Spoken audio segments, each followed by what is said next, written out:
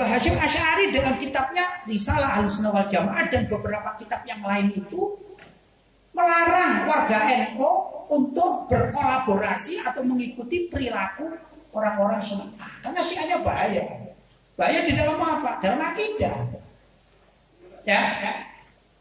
Dalam akidah bahaya. Sedangkan yang sedih orang-orang NU sekarang ini, ada beberapa tokoh Syiah yang saya tahu ini diterima di PBNU, diterima. Jadi nggak cocok dengan apa wasiat Mbah Hasyim Asy'ari.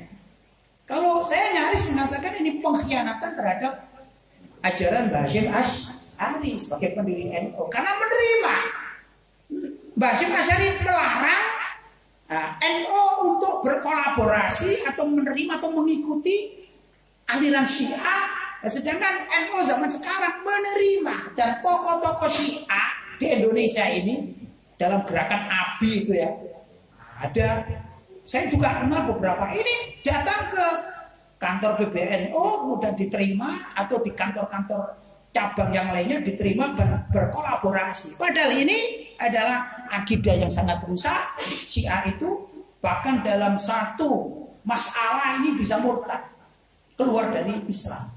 Contoh nih, sebagian dalam kitab-kitab Syiah itu seperti kitab Faslul Khitab fi Tahrifi Kitab Rabbil Arbab, itu meyakini bahwa Al-Quran milik umat Islam yang 30 juz itu dikatakan muharraf, rusak, tidak cocok dengan apa yang diturunkan oleh Allah pada Nabi Muhammad. Loh, orang meyakini gini kan murtad, tapi diterima oleh NU.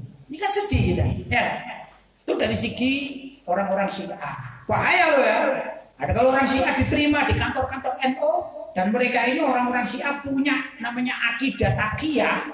Taqiyah itu yang kemunafikan. Dia menunjukkan sesuatu yang sama dengan NU, hakikatnya mereka berbeda. Ya dah, namanya taqiyah.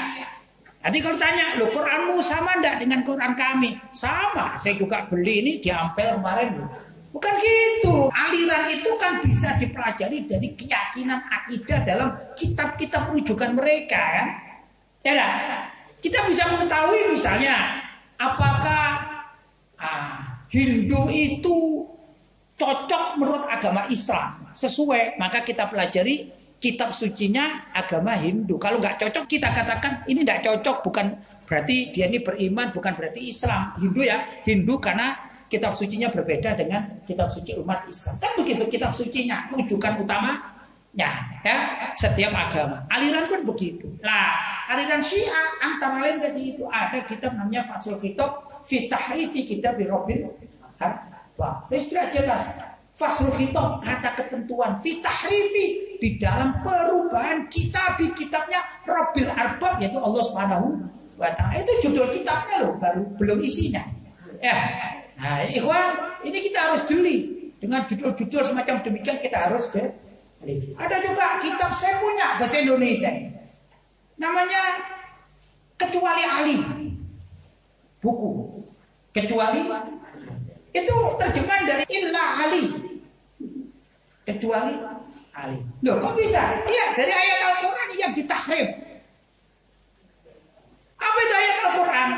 Ayat Al-Qurannya begini, kullu syai'in halikun illa wajhah.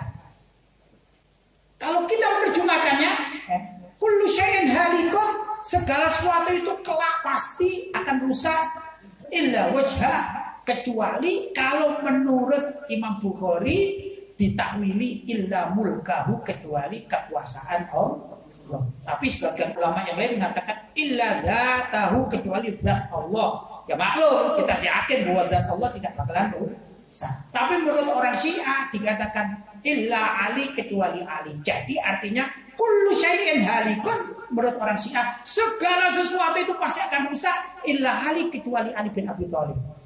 Berarti Sayyidina Ali bin Abi Thalib setara dengan zat Allah. Murtad dah. Murtad. Tapi kenapa diterima sama orang NU? Ya, orang nggak ngerti, ya ngaji dong.